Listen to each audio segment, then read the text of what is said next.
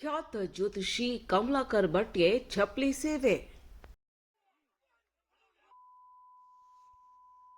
ಹೌದು ಸ್ನೇಹಿತರೆ, ಜ್ಯೋತಿಷಿ ಕಮಲಾಕರ್ ಭಟ್ ಕೊಲೆ ಪ್ರಕರಣ ಪ್ರಮುಖ ಆರೋಪಿಯಾಗಿದ್ದು, ನಾಡಿನ ಜನರ ಭವಿಷ್ಯ ಹೇಳುತ್ತಿದ್ದ ಜ್ಯೋತಿಷಿ ಈಗ ತನ್ನ ಭವಿಷ್ಯ ಹೇಗಿರಲಿದೆ ಅನ್ನೋದನ್ನ ತಿಳಿಯಲು ಮುಂದಾಗಲಿಲ್ಲ ಎನಿಸುತ್ತದೆ.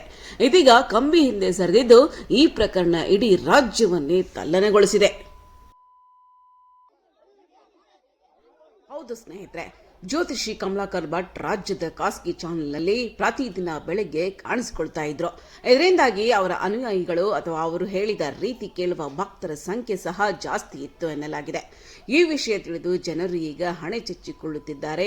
ನಮ್ಮೆಲ್ಲರ ನಾಳೆ ಹೇಗಿರಲಿದೆ ಎಂದು ಹೇಳುತ್ತಿದ್ದ ಅವರು ತನ್ನ ನಾಳೆ ಹೇಗಿರಲಿದೆ ಎಂದು ತಿಳಿಯಲು ವಿಫಲರಾದ್ರು ಎಂದು ವ್ಯಂಗ್ಯ ಮಾಡುತ್ತಿದ್ದಾರೆ. ಸದ್ಯಕ್ಕೆ ಜ್ಯೋತಿಷಿ ಸೇರಿದಂತೆ ಇತರ ಆರೋಪಿಗಳು ನ್ಯಾಯಾಂಗ ಬಂಧನದಲ್ಲಿದ್ದಾರೆ.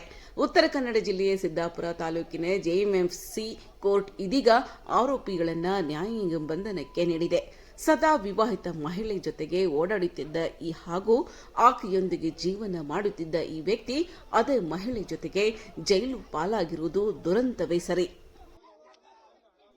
ನಮ್ಮ ಚಾನೆಲ್ನ ಲೈಕ್ ಮಾಡಿ, ಸಬ್ಸ್ಕ್ರೈಬ್ ಮಾಡಿ.